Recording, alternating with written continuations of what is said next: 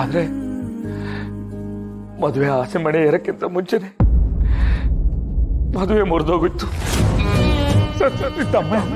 ಈ ಮದುವೆ ಮಾತ್ರ ಮುರಿಬೇಡಿ. ಯಾರಪ್ಪ ನನ್ ಕಾಪಾಡ್ತಾರೆ, ಇನ್ ಏನ್ ಮಾಡ್ಲಿಕ್ಕೆ ಯಾವ್ರೇ ಅಂದಾಗ ನೀನ್ ಮದಪಡ ಯಾವ್ರಾಗ ಬಂದೆ. ಶಿವು, ನಿನ್ ತಂಗಿನ ನನ್ನ ಮನೆಗೆ ಸೊಸೆಯಾಗಿ ಕಳಿಸ್ಕೊಡ್ತೀನಪ್ಪ. ಪುರೋಹಿತ್ರೆ ಕಟ್ಟಿಸ್ರಿ ತಾಳಿನ. ನಿಮ್ ಮಗನ್ ಕರ್ಕೊಂಡ್ಬಂದು ಹಸೆ ಮಳೆ ಮ್ಯಾಗ ಕೂರ್ಸಿ ನಮ್ ಗುಂಡುಗ್ ಮದುವೆ ಮಾಡಿಸ್ತ. ಅವತ್ತಿನ ದಿನ ನನ್ನ ಇಡೀ ಜೀವನನೇ ನನ್ನ ಕಣ್ಣಂಚಲ್ಲಿ ಕಣ್ಣೀರಾಗಿ ಹರಿದೋಯ್ತಿತ್ತು.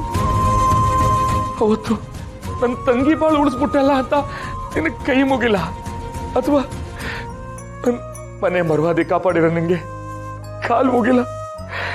ಒಂದು ಗೊತ್ತಾಗ್ಲಿಲ್ಲ ಮದಪಡ, ಒಂದು ಗೊತ್ತಾಗ್ಲಿಲ್ಲ.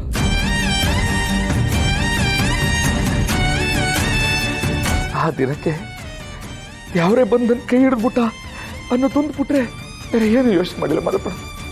ನಾ ಬೇರೆ ಏನು ಯೋಚನೆ ಮಾಡಿಲ್ಲ. ಈ ಸೀನಾ ನನಗೇನು ಹೊಸಬ ಅಲ್ಲ.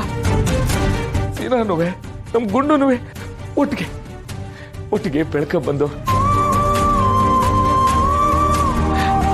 ನನ್ನ ರಶ್ಮಿ ಬಗ್ಗೆ ತಲೆನೇ ಕೆಡಿಸ್ಕೊಳ್ಳಿಲ್ಲ. ಯಾಕೆ ಹೇಳು ಮಾದಪ್ಪಣ? ಯಾಕಂದ್ರೆ ಅವಳು ಮಾದಪ್ಪಣ್ಣನಂತ ದೊಡ್ಡ ಮನ್ಸಿರೋರು ಮನೆ ಸೇರ್ಕತ್ತವಳಲ್ಲ ಅಂತ.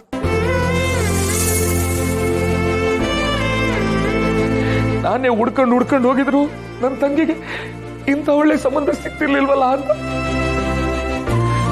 ಇನ್ನ ನನಗೆ ನೂರ್ಕಿತ ಹೇಳ್ಕೊಂಡಿವ್ನಿ ಮಾದಪ್ಪಣ. ಆದ್ರೆ ಭಗವಂತ ಅನ್ನೋನ್ ಇರ್ತಾನಲ್ಲ,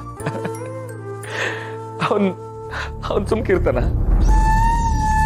ನೆಮ್ಮದಿ ಅನ್ನೋದು ಎಲ್ಲಿ ಸುರಾಯ್ತದೋ ಆ ಸಂದಿನಾಗೆ ಬೆಂಕಿ ಕಡ್ಡಿನ ಗೀರಿ ಕಡ್ಡಿ ಇಡ್ತಾನೆ. ಆ ಬೆಂಕಿ ಉರ್ದು ಬೆಂಕಿ ಜ್ವಾಲೆ ಆಗಿ ಎಲ್ಲ ಸುಟ್ಟ ಮ್ಯಾಕೆ ಗೊತ್ತಾಯ್ತದೆ. ವಾ, ಎಲ್ಲ ಬೂದಿ ಆಗ್ಬಿಟ್ಟೈತೆ ಅಂತ.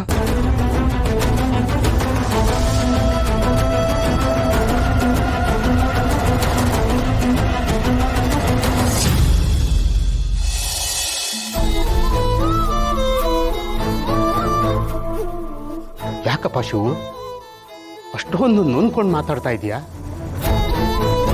ಅದೇನಂತ ಬಾಯಿ ಬಿಟ್ಟು ಹೇಳ್ಬಾರ್ದಾ?